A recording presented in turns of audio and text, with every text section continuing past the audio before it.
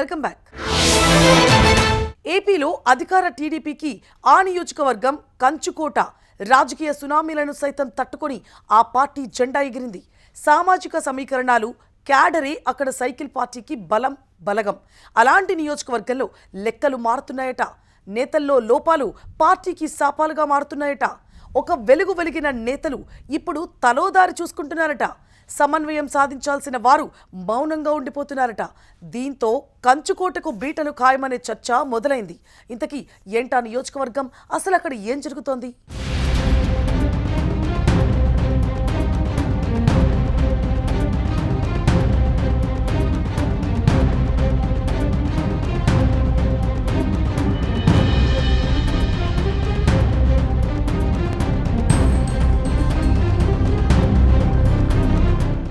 రేపల్లె ఉమ్మడి గుంటూరు జిల్లా టైంలోనూ ఈ నియోజకవర్గానికి ఓ ప్రత్యేకత ఉంది. కాంగ్రెస్ టీడీపీ మధ్య హోరాహోరీ రాజకీయంలోనూ ఇక్కడి ఓటర్లు విలక్షణ తీర్పు ఇచ్చారు. టీడీపీకి ఈ నియోజకవర్గం తొలి నుంచి కంచుకోట. కొత్త జిల్లాల ఏర్పాటుతో ఇప్పుడు రేపల్లె నియోజకవర్గం బాపట్ల పార్లమెంటు పరిధిలో ఉంది. మంత్రి అనగాని సత్యప్రసాద్ ఇక్కడ హ్యాట్రిక్ విజయం సాధించారు. 2019 ఎన్నికల్లో వైసీపీ హవాలోనూ జిల్లా నుంచి టీడీపీ గెలిచిన 2 సీట్లలో రేపల్లె ఒకటిగా నిలిచింది. 2024 ఎన్నికల్లో టీడీపీ ఎమ్మెల్యేగా గెలిచిన అనగానికి రాష్ట్ర మంత్రివర్గంలో స్థానం దక్కింది. కీలకమైన రెవెన్యూ శాఖ నిర్వహిస్తున్నారు. రేపల్లె నియోజకవర్గంలో కొంతకాలంగా రాజకీయ లెక్కలు తారుమారవుతున్నాయట. మంత్రికి చాలా దగ్గరైనా కావలసిన వారి తీరుతో పార్టీకి మేలు కన్నా కీడే ఎక్కువ జరుగుతోందన్న అంచనాలు వెలువడుతున్నాయి. బీసీ, కాపు ఓటింగ్ డిసైడింగ్ ఫ్యాక్టర్గా ఉన్న ఈ నియోజకవర్గంలో సమీకరణాలు మారిపోతున్నాయి.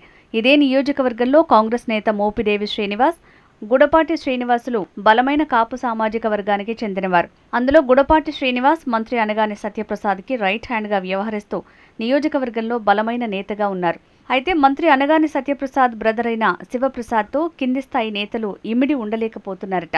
మంత్రి పదవితో సత్యప్రసాద్ బిజీగా ఉండటంతో శివప్రసాద్ నియోజకవర్గంలో కోఆర్డినేషన్ చేస్తూ షాడో ఎమ్మెల్యేగా వ్యవహరిస్తున్నారట. నియోజకవర్గంలో తన మాటే శాసనమంటున్నారట. ఇదే ఇప్పుడు పార్టీలో ముసలానికి కారణంగా నిలుస్తోందట.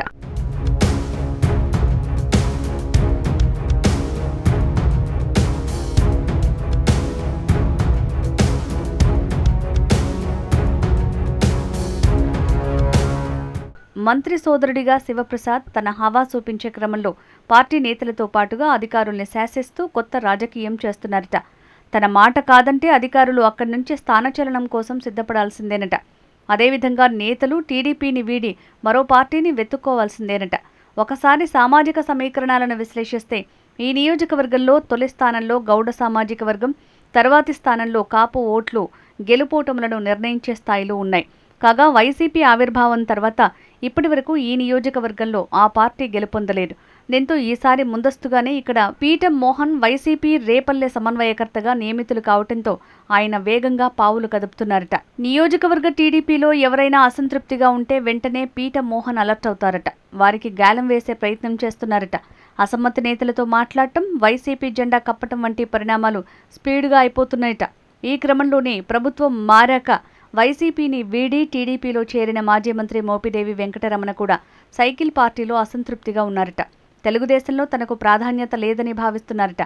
దాంతో తిరిగి మళ్లీ ఫ్యాన్ వైపు చూస్తున్నారట. ఇప్పటికే దూతల ద్వారా టాక్స్ కూడా నడుస్తున్నాయన్న ప్రచారం సాగుతోంది. ఇదే విధంగా మోపిదేవి శ్రీనివాసరావు సైతం వైసీపీలో చేరారు. సామాజిక సమీకరణాలే ఇక్కడ గెలుపోటములను డిసైడ్ చేసే క్రమంలో అనగాని బ్రదర్స్ కారణంగా పార్టీ నష్టపోయే పరిస్థితి ఏర్పడినట్టు సీనియర్లు వాపోతున్నారు. బలమైన ఓటు బ్యాంకు గల సామాజిక వర్గం లీడర్లను దూరం చేసుకుంటున్నారని విస్మయం వ్యక్తం చేస్తున్నారట. టీడీపీకి తొలి నుంచి కంచుకోటగా ఉన్న రేపల్లె నియోజకవర్గంలో ఇప్పటికైనా హైకమాండ్ ఫోకస్ చేసి పరిస్థితిలో మార్పు తెస్తుందా, లేక అలాగే ఎన్నికల వరకు వదిలేస్తుందా అనేది స్పష్టత రావాల్సి ఉంది. అయితే నియోజకవర్గంలో మాత్రం గాలి కంటే వేగంగా నాయకులు మారిపోతున్నారు. ఇది ఎవరికి కలిసొస్తుందో వేచి చూడాల్సిందే.